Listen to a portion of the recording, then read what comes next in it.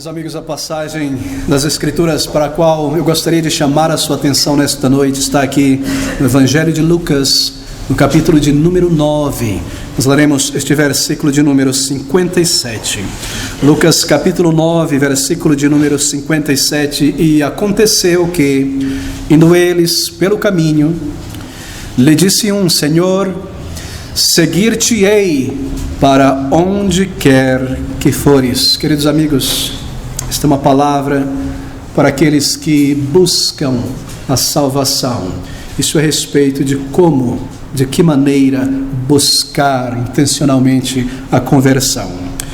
Um incidente muito interessante, na verdade, o encontro do Senhor Jesus Cristo em uma de suas viagens com 3 homens, quando Jesus Cristo subia para Jerusalém, muito próximo da sua assunção.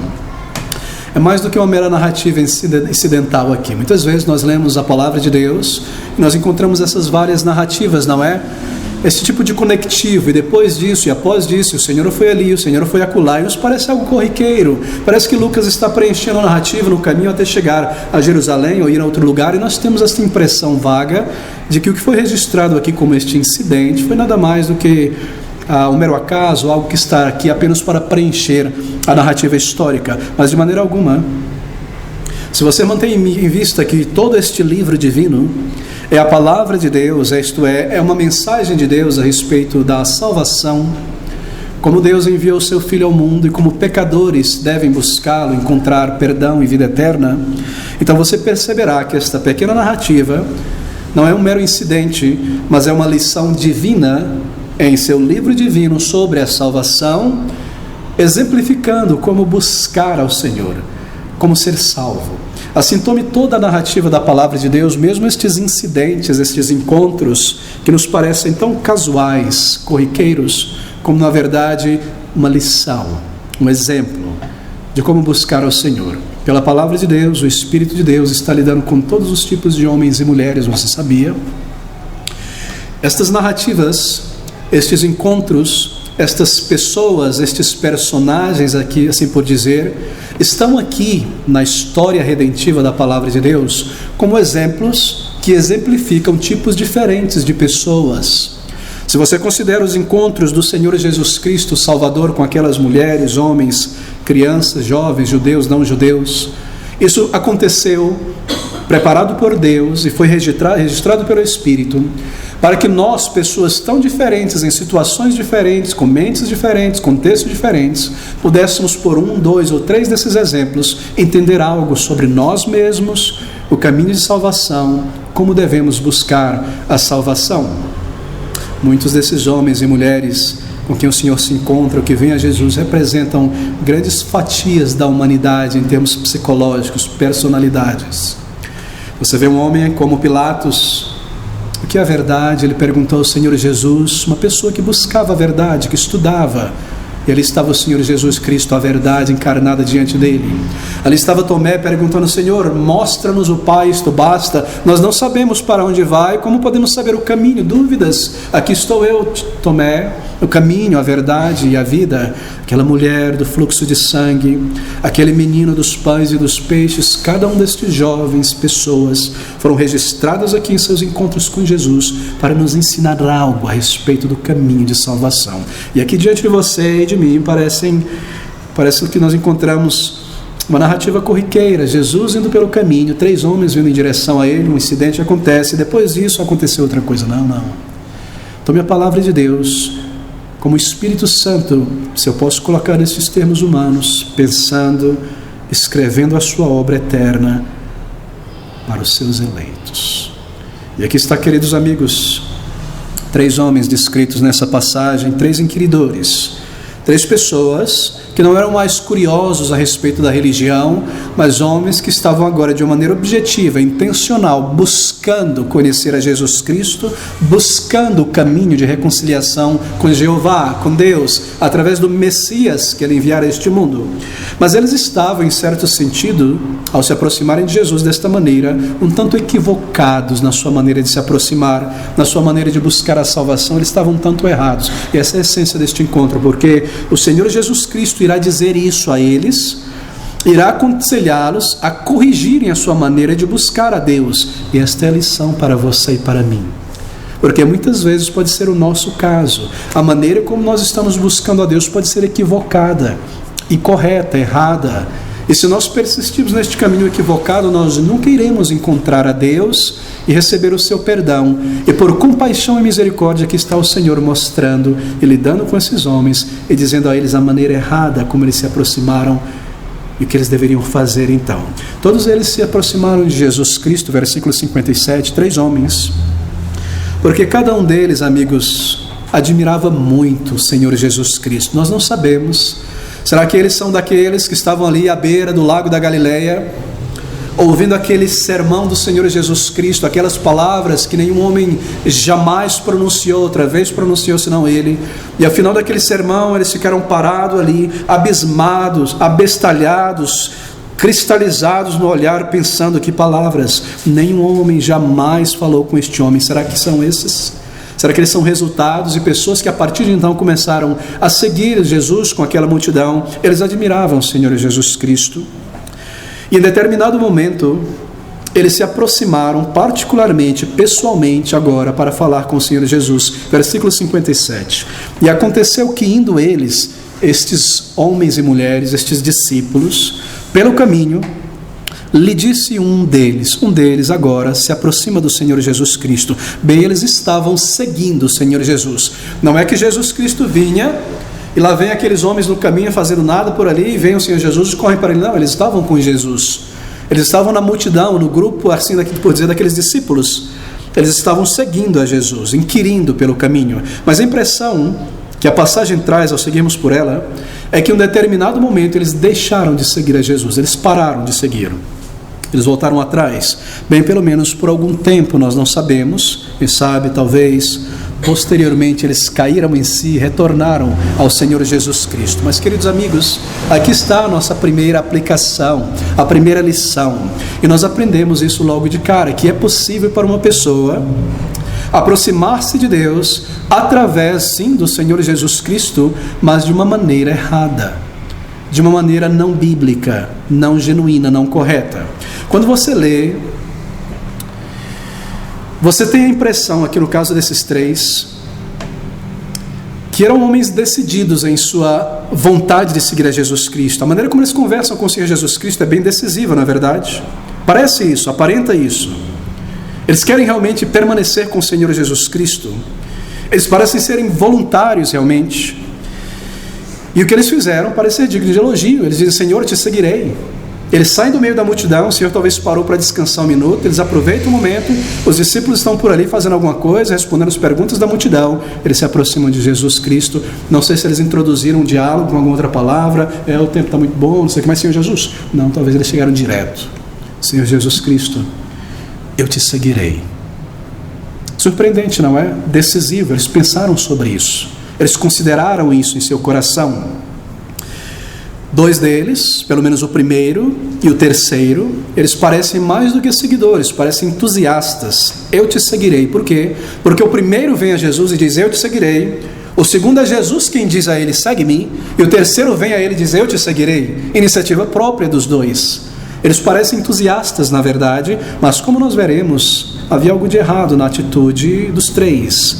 E essa passagem, queridos, essa narrativa, ela é importante para nós, porque talvez haja aqui nesta noite amigos, amigas, que estejam nesta condição destes 3 homens, e você está buscando a Deus já há algum tempo, e por buscar a Deus eu quero dizer, você tem se aproximado de Deus, em oração, abrindo a Bíblia em casa, vindo à igreja de vez em quando, você tem se aproximado de Deus. A Bíblia diz em Hebreus, capítulo 11, que aquele que se aproxima de Deus deve crer que ele aproximar-se de Deus é isso. Nós nos aproximamos de Deus em adoração, lendo a palavra, orando ao Senhor. E talvez você já de algum tempo tenha se aproximado de Deus, como uma pessoa curiosa, buscando conhecer, vindo a Ele, ouvindo a palavra, se juntando com a igreja em louvor, em adoração.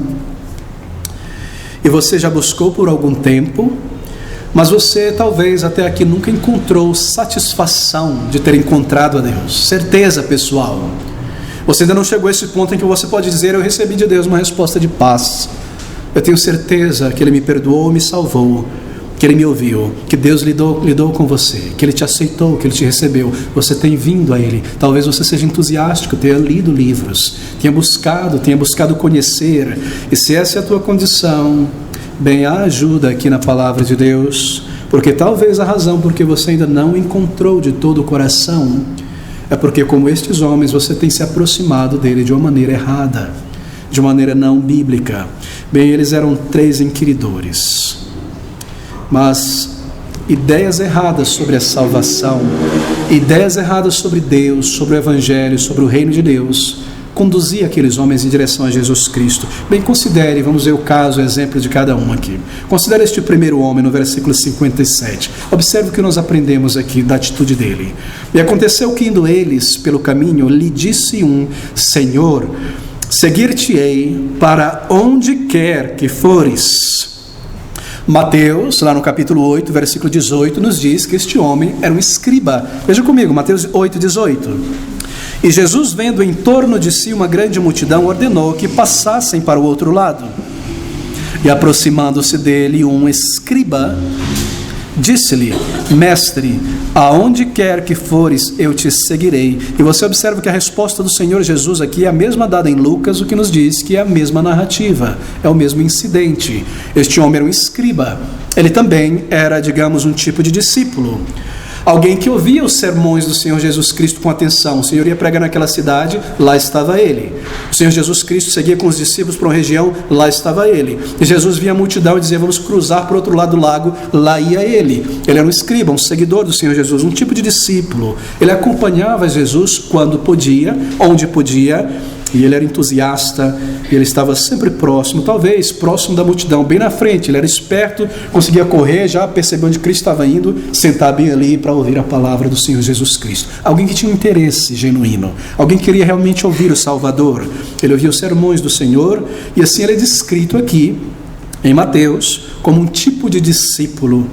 Não dos 12, é claro, não um dos apóstolos, mas um daqueles da multidão que estavam seguindo o Senhor Jesus, ouvindo o ensino do Senhor Jesus Cristo. Bem, veja, deve ter sido difícil para ele, estou supondo aqui, seguir a Jesus, estar sempre ali de uma maneira visível, notória diante de Jesus, porque ele era um escriba. Os seus colegas de ofício, já nessa altura do campeonato, capítulo 10 de Lucas, detestavam a Jesus Cristo.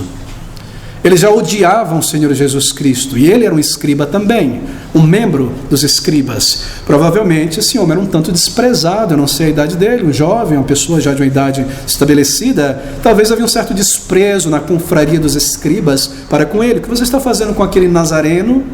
Seguindo ele, aprendendo dele? Nós temos os compêndios de nossos rabinos, talvez houvesse um certo desprezo, e lhe custava algo de reputação para seguir a Jesus Cristo. Assim ele seguia, admirando a Jesus, e ele estava pronto a enfrentar essas dificuldades sociais, psicológicas, para estar ele na frente da multidão e ser visto como escriba, que se vestia como escriba, era notado como escriba, ouvindo o Senhor Jesus Cristo. Bem, o que estava errado então com este discípulo entusiasta? Por que Cristo desafia ele? Porque a resposta de Cristo é um desafio e uma exortação. Bem, ele admirava o Senhor Jesus Cristo, mas ele admirava, observe isso, a Jesus como um rabino, como um mestre. Ele admirava Jesus como um grande professor, um grande rabino, como um escriba educado e treinado na lei, que aquele escriba era, como uma pessoa treinada na lei, acadêmico. Ele sabia muito bem que o conhecimento que o Senhor Jesus Cristo demonstrava e a sua interpretação da lei era perfeita e maravilhosa. Ele sabia bem disso, ele entendia, era uma pessoa letrada na lei. Ele observava o Senhor Jesus Cristo ensinando a lei, o espírito da lei, a aplicação da lei, e ele provavelmente ficava maravilhado com a explicação e a aplicação do Senhor Jesus Cristo. A profundidade do conhecimento de Jesus, talvez em sua mente ele dizia: este homem fala como ninguém jamais falou. Ele ensina de uma maneira diferente, com autoridade, não como nós, os escribas. E a sua aplicação do Antigo Testamento é impressionante, é fiel ao espírito da lei. Ele admirava Jesus como um professor, como um intérprete da lei. E então ele viu os milagres do Senhor Jesus Cristo, o seu poder sobre a natureza, sobre a morte, sobre o vento, sobre o mar, o poder do Senhor Jesus Cristo. E a compaixão que o Senhor Jesus tinha pelas pessoas. e a sua grande gentileza. Jesus não era apenas uma pessoa polida, ele via o caráter de Deus na alma de Jesus. Havia um fruto do Espírito mais do que polimento, havia gentileza, havia uma atitude correta. Ele admirava a Cristo, ele dizia: certamente este é o Messias que nós esperamos. Veja o seu ensino, veja os seus milagres, veja a sua pessoa. Ele admirava o Senhor Jesus Cristo. Mas como escriba, havia nele muitas falhas em seu entendimento sobre a pessoa do Messias. Você sabe, essa era uma falha geral entre todos os líderes de Israel. A maneira como eles entendiam as profecias que falavam sobre o Messias era errada, aqui estava o equívoco dele. Esse era um erro grave entre os escribas, sobretudo. Para eles, para os líderes de Israel, o Messias que viria, eu tenho mencionado isso muitas vezes, eles entendiam o Messias como um Messias político, alguém que viria para libertar Israel da opressão e do jugo dos gentios, para espantar os romanos e trazer Israel e Jerusalém à época de ouro de Davi novamente. Eles esperavam, e essa era a expectativa dos líderes judeus, uma época de ouro. Bem, as escrituras não ensinam nada disso, mas essa era a maneira um tanto forçosa, um tanto violenta que eles interpretavam o Antigo Testamento. E assim eles estavam adorando, veja você, em um certo sentido, eles estavam adorando Israel. Eles esperavam por um Messias que iria exaltar Israel, que ia elevar Israel ao pináculo da grandeza no mundo inteiro novamente. Eles olhavam para si mesmo como nação. Eles viam no Messias esse restaurador da glória do império de Israel. Eles olhavam para o Messias desta maneira, um desejo de supremacia política, cultural novamente, e coisas deste tipo. E é nesse contexto, veja você, nesta mentalidade, que este discípulo voluntário, este escriba, se aproxima do Senhor Jesus Cristo e diz no versículo 57, Senhor, seguir-te-ei para onde quer que fores, seguir-te-ei. Palavras bem decisivas, palavras confiantes. Ele pensava que podia fazer isso. Senhor, eu te seguirei para onde quer que o Senhor for. O Senhor está indo para Jerusalém, o Senhor é o Messias, o Senhor consegue multiplicar os pães, ressuscitar os mortos. Certamente o Senhor vai espantar o exército romano de Jerusalém, estabelecer o teu trono ali, e eu te seguirei, para que eu seja um dos ministros do teu império, eu me sente ao teu lado e eu possa reger com o Senhor. Essa era a ideia dele, e essa era a maneira como ele se aproximou. Embora ele cria no Messias, embora ele esperava pelo Messias, embora ele soubesse que o Messias era vindo de Deus e era a salvação de Israel, foi com esta mentalidade que ele se aproximou de Jesus Cristo. Ele não olhou para Jesus Cristo como ele era. Ele veio bem confiante, não é? Ele pensava que poderia fazer isso, seguir a Jesus, queria fazer isso. Ele dizia em si mesmo, talvez se você deseja seguir o Messias, ele está aí, simplesmente escolha, determina isso e vá em frente. É isso que ele pensava. Não lhe passou pela mente em nenhum momento que se ele era de fato o Messias de Deus, como ele tinha aprendido no Antigo Testamento, dos profetas, não lhe passou pela mente que ele não podia seguir a Deus, o seu Messias, porque eu sou um pecador e o Messias é santo, ele é o santo de Deus, ele é o santo enviado por Deus, e eu estou cheio de pecados, eu sou um pecador, nascido numa nação pecadora, filho de pecadores, eu vejo o meu pecado diante de mim a cada dia. Não passou isso pela mente dele. Ele é o Messias, ele vai restaurar Israel, eu seguirei, eu irei a ele. Senhor, já estou aqui, estou pronto, seguir-te-ei para onde quer que fores. Eu decidi, eu vou ser um discípulo, eu consigo, só depende de mim, só preciso fazer isso, eu vou me tornar um discípulo. Ele nunca pensou em vir a Jesus como este santo de Deus e dizer, Senhor, será que eu posso ser perdoado de meus pecados? Há perdão para mim, Senhor, Tu és o santo de Deus, Tu és aquele que os profetas falaram que seria o sacrifício pelo pecado da nação. Há perdão para mim, há misericórdia para mim, para que sendo santificado e transformado, eu possa então me juntar ao teu povo, aos teus seguidores e te seguir. Não, seguir-te-ei, eu irei contigo. Isso não passou pela cabeça dele. Ele não pensou em dizer, será que eu posso ser feito um filho de Deus, transformado em um dos teus? Nada disso. Ele estava cheio de autoconfiança, de autodeterminação, aquela ideia incorreta sobre o Messias político, uma compreensão de que o Messias viria. Mas eu irei, eu serei um voluntário, o Senhor me aceitará imediatamente, até porque Ele precisa de mim. Se ele é seguido por esses homens e mulheres tão ralé de Nazaré, pescadores, pessoas grosseiras, quanto mais eu, um escriba treinado em Jerusalém, uma pessoa de conhecimento, eu serei um grande ativo, um grande ganho para o cristianismo, para Cristo e os seus seguidores. Senhor, tu já sabe, não é? Eu sou um escriba, Senhor, seguir-te-ei. Essa é a postura deste homem. Inicialmente parece maravilhosa, não é? Digna de elogio, mas é isso que traz ele a Jesus Cristo, esta mentalidade incorreta, esta mentalidade errada. Ele me aceitará voluntariamente, imediatamente, e eu serei um deles. E aqui está a primeira lição para aqueles que buscam a salvação, para aqueles que têm se aproximado de Cristo. Bem, queridos amigos, a lição é esta: não é assim que nós nos aproximamos de Jesus Cristo. Não é desta maneira. Quando eu decidir ser um crente, amigo, você me convida para a igreja, eu tenho lido a Bíblia, eu tenho ido à igreja, eu tenho adorado. Olha, não é o meu momento, mas quando eu decidir ser um crente, pode ter certeza, eu vou ser um crente, eu vou abraçar isso. Não é essa decisão. Eu vou seguir a Jesus, eu irei. Agora não, mãe, agora não, pai, agora não, filha. Meu amigo, eu entendo, é belo essas coisas, eu tenho muita coisa para fazer agora, esses problemas que eu preciso resolver. Eu creio nessa mensagem. Eu fumo um cigarrinho, faço uma coisa, mas olha, tenha certeza, no momento que eu decidir ser um crente, eu serei um crente, eu vou ser um cristão, eu vou me decidir, isso vai acontecer. Não, amigos. Primeiro você deve reconhecer que diante de Deus, diante de quem você aproxima, Jesus Cristo, o Santo de Deus, glorioso, em quem não há pecado, nós somos pecadores. E reconhecer que você é um pecador e não tem este acesso garantido e livre à presença do Senhor, que eu sou alguém que me rebelou contra Deus por tantos anos e que tomei a minha vida para gastá-la longe de Deus, e que a minha alma é manchada por tantos pecados. Eu não posso simplesmente vir a Jesus, aqui estou pronto, você é um cristão, põe meu nome aí, vamos juntos. De maneira alguma. E essa é a primeira lição. A primeira lição é que não está em mim. E se eu estou agindo desta maneira, eu devo lhe dizer que é ignorância. E o Senhor te repreende aqui nesta noite por misericórdia à tua alma.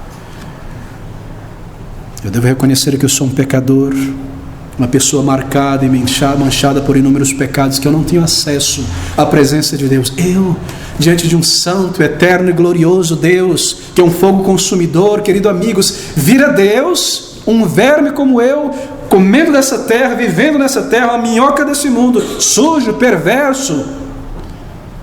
Uma bola de neve tem mais chance de sobreviver se lançada dentro do sol do que um pecador entrar na presença de Jesus. Vir a Deus, um voluntário, de repente eu decido, para de fumar, agora eu vou ser um cristão. Quão loucos nós somos. Mas com ternura e bondade está o Senhor Jesus Cristo aqui dizendo: ó, querido amigo, esse é um grande equívoco. Esse é um grande equívoco. A maneira correta de vir a Jesus Cristo e buscar a ajuda de Deus, uma nova vida e ser transformado é assim. É depender daquilo que Deus fez por meio de Jesus Cristo para reconciliar um pecador com Ele. Eu venho a Jesus como Ele é. Quem é Jesus? Ele livrará o seu povo dos seus pecados, Salvador. E se Ele é um Salvador, eu devo vir como um pecador. Miserável homem que sou, Senhor, há perdão para mim, há misericórdia para mim em Ti, há amor para mim. Não, eu ainda não tenho certeza. O cristianismo é maravilhoso, mas tem tanta gente hipócrita. Olha aquele ali, aquele pastor, aquele lá. Eu não tenho certeza. É culpa dos cristãos que eu não sou um crente. Na hora que eu vi um bom exemplo, eu vou ser um crente. Eu vou fazer aquela oração: Senhor, me perdoa. Agora eu vejo que o cristianismo é bonito. Graças a Deus estou salvo. Levantei minha mão. Oh não, quanta tolice. Eu não posso determinar estas coisas. Eu venho a Ele, entendendo quem Ele é. Ele veio para salvar. E eu sou um pecador, isso quer dizer que eu venho como um pecador. Oh meu Deus, eu sou um pecador, eu sou um mentiroso. Eu vou à igreja, mas eu sou um fornicário. Eu minto, eu engano. Em meus pensamentos eu contemplo a imoralidade, a mentira, a ganância o tempo todo. Eu sou todo sujo, eu estou todo errado. Como eu posso vir diante do Santo de Deus? Eu venho como um pecador, porque o Senhor é um salvador de pecadores. Não há tal coisa, eu irei, eu consigo, eu vou me tornar um cristão. Eu estou convencido, mas sim, Senhor, ajuda-me. Senhor, perdoa-me, recebe um pecador. Eu venho como estou, aceita um pecador. Ele não parece entender isso. E o Senhor naturalmente, com compaixão, irá corrigi-lo. Senhor, versículo 57, seguir-te-ei onde quer que fores, a qualquer lugar, a qualquer distância. Palavras nobres, palavras recomendáveis. Mas ele não sabia que Cristo não veio aqui para ser um rei neste mundo, nem ter um palácio, e que o seu motivo era incorreto. Talvez você não tenha entendido, amigo. Cristo não veio para reformar este país, esta nação. Será que é isso que você tem em mente? Jesus Cristo nunca prometeu uma vida material perfeita, nem saúde perfeita. Ele nunca disse: vinde a mim e você terá uma vida maravilhosa, as contas serão pagas, a saúde será perfeita, você será cabeça e não mais cauda, não mais farinha com açúcar, só jabá. Você nunca encontrará isso na palavra de Deus. Essa é uma mentira satânica das profundezas do inferno, proclamada em sinagogas de Satanás, por demônios disfarçados de homem, assim por dizer, pregando um evangelho corrompido. E nós temos crido numa mentira. Ele nunca disse, mas ele disse: a partir de agora eu trago a espada. Haverá um momento em que pai e filho não se darão bem, filhas e noras não se darão bens. E haverão aqueles que haverão de fugir de seus lares, serão perseguidos por amor de mim, deixar para trás casa, filho. E aquele que me seguir terá muito mais, junto com perseguição, provação e dificuldade, e o tesouro da vida eterna. Esse é o ensino da palavra de Deus. Ele nunca prometeu prosperidade material, nenhum crente está isento de enfermidade, de acidentes, de perdas, de dificuldades. Esse não é o evangelho da graça redentora. Senhor, seguir-te-ei onde quer que fores, mesmo para Jerusalém, aquele palácio. E assim Cristo, conhecendo o motivo, porque Ele é Deus e conhece o coração, Ele então lhe responde, e disse-lhe Jesus: as raposas têm covis e as aves dos céu, ninhos, mas o Filho do Homem, o Messias, não tem onde reclinar a cabeça. Interessante, não é? É somente isso que Jesus Cristo disse a ele? Parece que sim. Mas pastor, por que o Senhor Jesus Cristo não disse àquele homem diretamente exatamente isso que o Senhor nos está dizendo aqui nesta noite? Porque Ele não parou com ele: senta aqui, meu filho, você está equivocado, olha aqui essa profecia, essa passagem, essa aqui, o Messias não seria isso aqui, fazer um desenho agora. Por que Ele não fez isso? Ele corrigiu ele, mas apenas com uma ilustração. Não é interessante? Eu te digo por quê. O Senhor Jesus está lidando aqui com um escriba, um homem treinado, inteligente, rápido no raciocínio. Quando o Senhor Jesus Cristo diz essas palavras do versículo 58, sobre raposas não terem covis, aves do céu terem ninho, mas Ele próprio não ter estas coisas, isso foi como uma centelha de fogo na mente, na inteligência daquele escriba. E logo depois, lá na frente, quando ele viu o Senhor Jesus Cristo sendo crucificado e não coroado em Jerusalém, possivelmente ele entendeu mais sobre a missão do Salvador, que ele não veio para este mundo a ser rei neste mundo, não para reformar este mundo, que o seu reino não era aqui, mas ele entraria no seu reino mais tarde. Ele entendeu, queridos amigos, as raposas têm covis, os passarinhos têm o seu ninho, o Filho do Homem não tem nada. Eu não vim construir um reino aqui, eu não vim construir palácios aqui, eu não vim estabelecer um séquito de seguidores aqui. O escriba entendeu imediatamente: seguir-te-ei, Senhor, até o palácio. As raposas têm seus covis. Essa é a minha resposta a essa tua declaração. Você está pronto? O Criador de todas as coisas não tomou nada para si. Na sua jornada neste mundo, ele andou a pé e às vezes sobre um jumentinho.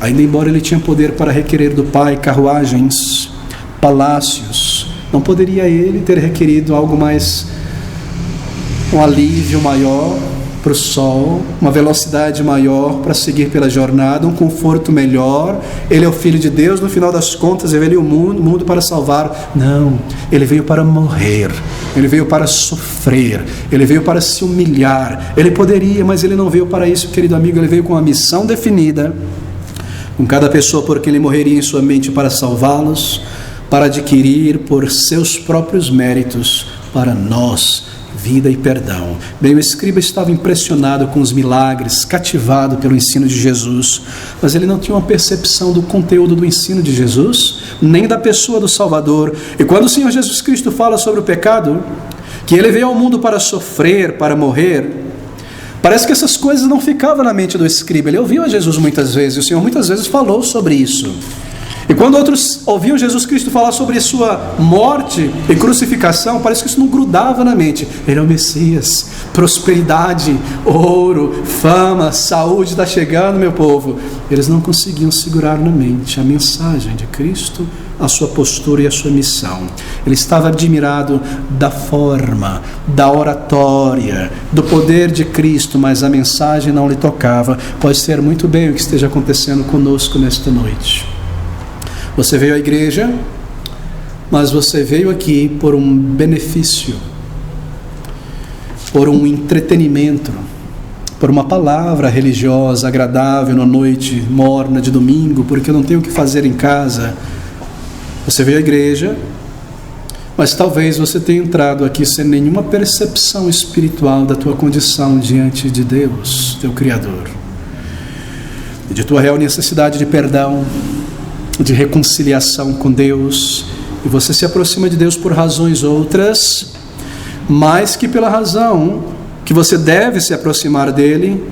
Talvez você tenha que ouvir essas palavras de Cristo nesta noite, que em outras palavras significa dizer: eu não vim para ser um grande líder, eu não vim para ser um filântropo, um grande orador, eu não vim para abençoar o teu corpo somente e te coroar de bens terrenos, mas eu vim para ser o salvador de pecadores. De que maneira você tem vindo a Jesus? Como um pecador que vem a um salvador de pecados? Se essa não é a maneira que você tem vindo, o Senhor te repreende com amor e compaixão. Ele diz a você: as raposas têm seus covis, eu vim para salvar pecadores. Você se considera um pecador? Aqui está, querido amigos. Você deve se aproximar desta maneira. Deixe-me colocar da seguinte maneira.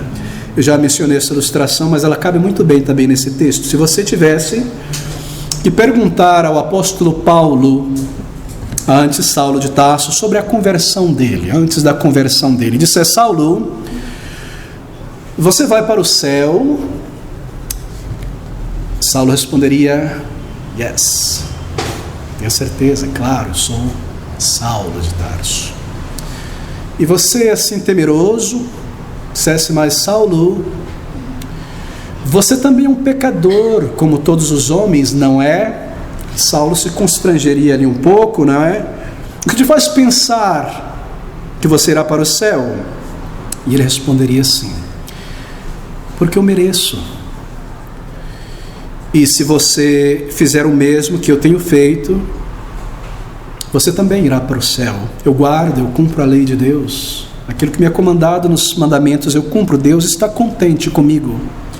E se você respondesse um pouco mais, aí ele dissesse: mas Saulo, você também, lembra, um pecador como todo homem. Saulo, ele ficaria mais uma vez constrangido e entenderia a tua pergunta. Afinal ele era um escriba, um fariseu, ele entendeu muito bem onde você quer chegar.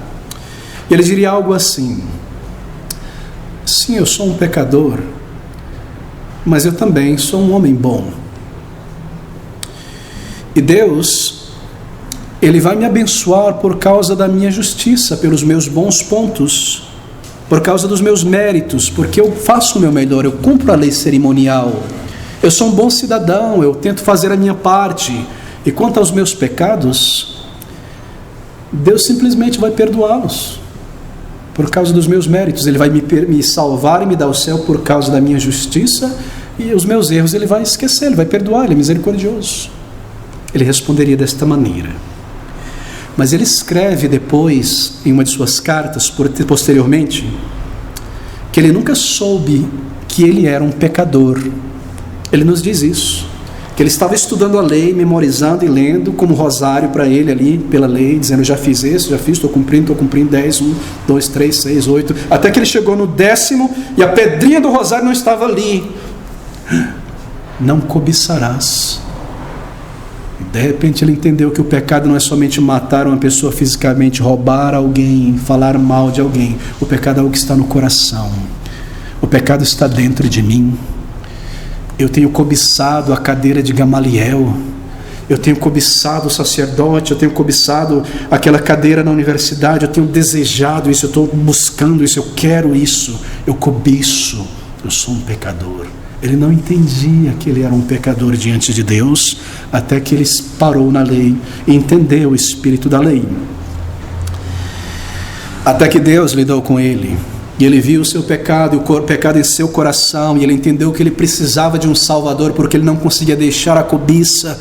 Agora ele via tudo, a sua soberba, o seu orgulho, tudo que estava errado com ele, a sua ira, enquanto ele tentava ser bom diante de Deus. E esse escriba aqui se aproxima de Cristo como Paulo era. Senhor, serei um voluntário. Eu sei que eu não sou uma pessoa perfeita. Deus não vai me condenar pelos meus pecados se eu fizer por onde? Se eu for um bom seguidor, se eu fizer de vez em quando, for na igreja, se eu ler em casa, se eu for sincero, se eu fizer meu trabalho no mundo como um bom cidadão. Os meus erros Ele perdoa. Ele está olhando para os meus méritos e Ele vai me dar o céu por esses méritos. Os meus pecados Ele vai esquecer. Na balança eu sou muito melhor do que a minha parte pior. Ele vem assim a Jesus, este escriba, e diz: seguir-te-ei por onde quer que fores. Um sonho em sua mente, de sentar-se no palácio, em posição elevada. Senhor, tu vai para o céu, eu também quero ir para o céu. Eu também quero estar contigo ali. Ele não entendia seus pecados. Ele não entendia que Cristo veio para ser um salvador por pecadores. Será este o teu caso, meu querido amigo, nesta noite? Você percebe e compreende quão mal você e eu somos aos olhos de Deus? Você compreende que o nosso pecado é algo que está dentro de nós? Pecados são palavras, ações, pensamentos, mas pecado também é um estado. Eu sou um pecador, você é um pecador. E um pecador, da maneira que está, não tem nenhuma chance diante de Deus pelos seus próprios méritos. É necessário entender isso. Posso reconstruir o meu caráter? Posso eu parar de pecar hoje e não pecar mais? Ainda que eu pudesse, o que eu vou fazer com este Everest de pecado que eu cometi ao longo de todos esses anos, se não ser condenado por eles? Queridos amigos, se esse é o teu caso, entenda o que Jesus Cristo veio fazer. Ele veio para morrer no lugar de pecadores, para pagar a minha dívida, para sofrer a minha punição, se eu me volto a Ele como um pecador arrependido. Você não diz: eu irei, eu consigo. Ainda não foi porque eu não estou totalmente convencido, mas na hora em que eu decidir, eu vou, eu me torno um crente, eu me esforço. Isso nunca acontecerá, não se iluda. E ainda que você faça esse esforço, você será barrado no baile, assim pode dizer, na porta, sem vestes para entrar nesta boda. O que você está fazendo aqui, amigo? Onde estão as vestes para a boda? Você percebe o quão justo, quão santo é o Senhor? Não, Senhor, me perdoa. Eu venho como eu estou, como um pecador, religioso ou irreligioso. Eu reconheço agora a minha incapacidade. Eu venho assim, Senhor, salva a minha vida. Faz de mim uma nova pessoa. Perdoa o meu interior. Não foi essa atitude do escriba? E por isso o Senhor Jesus precisa resisti-lo. Mas há uma segunda pessoa aqui, eu devo correr para o final. Versículo de número 59, o Senhor Jesus Cristo diz a uma outra pessoa, é Ele quem diz: e disse a outro, segue-me. Mas ele respondeu: Senhor, deixa que primeiro eu vá a enterrar meu pai. Mateus nos diz que este aqui já era um discípulo. Quer dizer, essas palavras então, segue-me, se ele já era alguém que estava seguindo a Jesus. Ele era um discípulo de meio período. De vez em quando seguia, de vez em quando não seguia. Ele cria no Messias, admirava o Messias. Ele dizia em seu coração: Ele é o Salvador, eu creio que Ele é o Salvador, eu entendo a sua missão, Ele veio para salvar pecadores. Talvez ele mesmo desejasse o perdão, a reconciliação. Eu preciso de Jesus. Mas sabe o que acontece? Ele posterga em seguir a Jesus. Ali estavam os três. O primeiro fala e o Senhor responde, e o segundo, ouvindo isso, o chamado é decisivo, e o Senhor o chama, e ele posterga com uma desculpa. Não foi uma mentira, Senhor, deixa-me primeiro enterrar o meu pai. Versículo 59, ele diz: deixa-me enterrar o meu pai. Ele não se voltou a Jesus Cristo porque ele deixou para mais tarde. Há amigos aqui, e talvez você deseje vir a Cristo, você vê a tua necessidade, você entende que Ele é Salvador, você tem sentido os teus pecados, mas você não vem a Ele. Você sempre diz: agora não, há algo importante para mim fazer nesta vida, muito importante. Como nós sabemos disso? Enterrar meu pai, uma desculpa.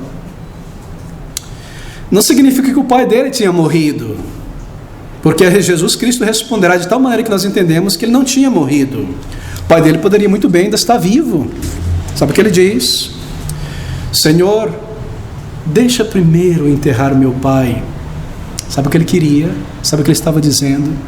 Deixe-me eu seguir os meandros da lei, que diz que eu tenho que honrar meu pai e minha mãe, ficar em casa, ser de serviço e respeito para ele, para que eu possa herdar a minha herança depois que eu enterrá-lo. Deixa eu herdar, garantir minha parte na fazenda. Eu não posso perder isso agora, está tudo preparado, eu tenho trabalhado há muito tempo nessa vinha, eu estou lá botando dia e noite o sol e a vinha está crescendo, deixa eu ganhar a minha porção, deixa eu enterrar meu pai em paz e ganhar a minha porção. E o Senhor sabia muito bem disso, ele hesitava, havia algo em sua mente que era melhor do que seguir a Jesus Cristo, ele não estava convencido completamente de seus pecados para correr para Cristo. Cristo sabia disso e tinha visto isso. Assim ele desafia e diz: jovem, segue-me, segue-me. E a resposta de Cristo é esta. Mas Jesus lhe observou, uma observação: deixa aos mortos ou enterrar os seus mortos, porém tu vai e anuncia o reino de Deus. Segue-me. Deixa os espiritualmente mortos cuidarem e enterrarem os seus espiritualmente mortos. Será que você não crê, meu amigo, que o reino de Deus é o maior bem precioso a ser ganho? O Senhor Jesus Cristo irá contar uma parábola logo depois, dizendo: o reino de Deus é como um homem que acha enterrado num campo um grande tesouro e vende tudo quanto tem para comprar aquele campo e ter aquele tesouro. Ele não sentia isso, ele tinha algo maior nesta vida, e talvez seja este o teu caso. Eu tenho certas coisas a fazer primeiro, e estas coisas eu sei me levaram a pecar, a mexer com certas coisas que não convêm, não é agradável a Deus. Primeiro eu preciso alcançar isso. Deixa eu primeiro fazer isso. Você diz ao Senhor: você já pensou em teu coração ser salvo e depois pregar o Evangelho? A maior ocupação que o ser humano pode ter na face da terra. E ele pensa em seu coração que seria maior. Ele pondera por um instante que eu responderei a Cristo, e ele diz: Senhor, para o momento eu tenho um interesse maior. Talvez seja o teu caso, amigo. Você já entendeu o Evangelho, mas há algo maior nesta vida para você que só você sabe diante de Deus, e por isso você não vem a Cristo.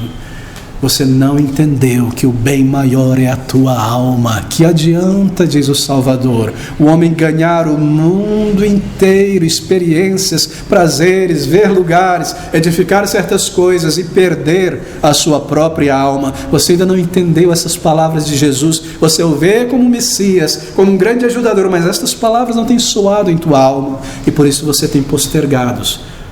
Mas há certos planos, não é? Atrações que você quer alcançar primeiro. Talvez imaturamente você se convença: eu tenho muitos anos ainda para viver. Sim, eu irei, eu não estou dizendo que não irei, mas ainda tenho muitos anos pela frente, então dentro de alguns anos eu irei.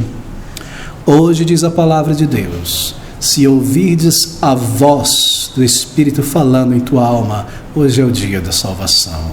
Amanhã muito tarde, o passado já não existe mais, o ontem não está mais aqui, o amanhã vir que pode não vir. Você somente tem esta noite garantido, este momento, este segundo em que você está vivendo para clamar a Deus. Não pertence a você, não pertence a mim o amanhã, e talvez seja esse o teu caso. Hoje, se ouvirdes a sua voz, você deve vir a Ele e clamar a Ele. Mas eu devo correr porque é um terceiro exemplo aqui. Versículo 61, disse também o outro: Senhor, eu te seguirei, mas deixa-me despedir primeiro dos que estão em minha casa. Eu ouço ele dizendo o seguinte: Senhor, eu vou te seguir, mas deixa eu pensar a respeito com calma primeiro.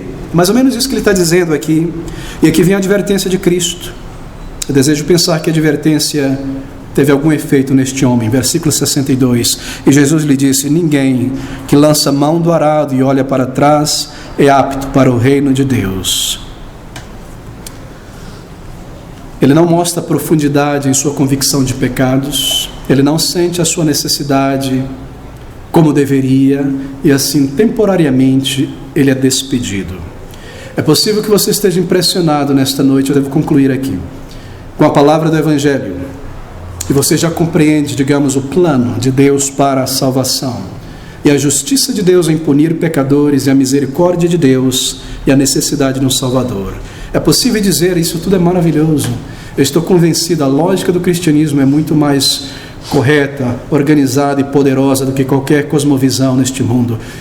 O cristianismo bíblico é muito mais verdadeiro do que o misticismo das religiões. Eu estou convencido disso. É possível admirar a Cristo, admirar o que Ele fez. Que grande homem, Jesus, o maior de todos os homens, e tomar a Bíblia e se maravilhar com a consistência dela, e conhecer a tua origem pecaminosa, e admirar as explicações de Jesus e os milagres, e dizer: a melhor resposta para a vida está neste livro, de fato eu creio, e chegar tão longe, ser tão impressionado com a visão do cristianismo, e ainda assim hesitar e preferir a tua autodeterminação e os prêmios deste mundo, como este último homem. Que palavra interessante. Ele diz, Jesus o Salvador: ninguém que lança a mão do arado está apto, não parece estranho, a entrar no reino de Deus. Aptitude, mérito, capacidade. Será que é isso que ele está dizendo aqui? Na verdade, o termo grego traduzido como apto é não estar no lugar certo, na condição certa, apto. Eu estou no ponto de ônibus quando o ônibus para, se eu não estou lá eu perco. É isso que quer dizer. Aquele que lança a mão do arado não está apto para o reino de Deus, para entrar no céu. Significa colocar-se no lugar certo. Você se coloca pela fé debaixo da misericórdia de Jesus. Você vem como um pecador a um Salvador que salva. Você pode só entrar ali como um pecador, porque Ele é um Salvador de pecadores. Você se coloca nesse lugar e você diz: Senhor, eu dependo de Ti. Perdoa-me, salva-me, eu venho como um pecador e aqui estão os meus pecados, esse, eu sou assim, eu não sou um filho de Deus, eu preciso de misericórdia, eu estou condenado, se meus dias terminarem agora, eu me coloco como um pecador debaixo da misericórdia do Salvador, e você faz isso e você está apto para receber perdão, porque você vem como um pecador confessando. Você deve vir a Cristo, meu querido amigo. Você nunca entrará no céu por si mesmo, sabe? Naquela morte sacrificial do Senhor Jesus na cruz, ali, pelo seu sofrimento voluntário, Ele estava pagando, sofrendo em sua alma e em seu corpo, aquilo que eu devo sofrer no inferno. Ele estava pagando a culpa do meu pecado, e para remover a culpa deste pecado de mim, apagando o registro contra a lei que está ali determinado, anotado, como um caso diante do juiz que espera por mim um dia, Ele estava pagando isso. Só Ele pode fazer isso. Só Ele é santo, perfeito, oferecer um sacrifício íntegro, sem mancha, sem falha. Mas algo mais. Se Ele parasse por ali, ou se Ele tivesse descido do céu como um adulto, apenas para morrer ali naquele momento exato, e não tivesse nascido e submetido-se à lei e vivido uma vida perfeita, embora Deus tivesse perdoado o meu pecado pela morte do meu Salvador na cruz, isso não abriria o céu para mim. Eu não teria um lugar na eternidade. Foi necessário que Ele tenha morrido pelos meus pecados e vivido uma vida perfeita para adquirir o direito e o mérito para me colocar no céu, porque enquanto a sua morte é para a remissão do pecado, entrar no céu é um benefício, um direito, um mérito. Ele morreu em meu lugar, Ele viveu uma vida perfeita para me dar o mérito do céu. Você e eu nunca alcançaremos isso por esta autossuficiência. Onde você está nesta noite? Você precisa do sangue precioso dele, e você precisa dos méritos dele. E você imagina que esta migalha de boa obra irá se comparar que Cristo tem enviado o seu Filho? Para quê? Se você consegue chegar lá, eu irei. eu serei um crente. Oh amigo, abaixe a crista diante de Cristo nesta noite. Dobre os joelhos, clame a Ele, diga: Senhor, agora eu entendo o que o Senhor veio fazer aqui e o que o Senhor fez. Eu venho como um pecador, aceita-me como eu estou. E Ele te aceitará, e você verá o servo de Deus servindo ao Senhor, sendo guiado por Ele, seguindo a Ele, um novo homem, uma nova mulher, transformado por dentro, para nunca mais lançar mão do arado e voltar atrás e jamais se arrepender do teu arrependimento. É uma nova vida dada por Deus. É uma conversão, é uma regeneração, é uma obra do alto, é algo que só Ele pode fazer. E Ele fará no momento em que você deixar este orgulho aos pés dEle e clamar por vida e salvação. E no lugar de dizer: eu irei, tu viestes, ó Senhor, por mim um pecador.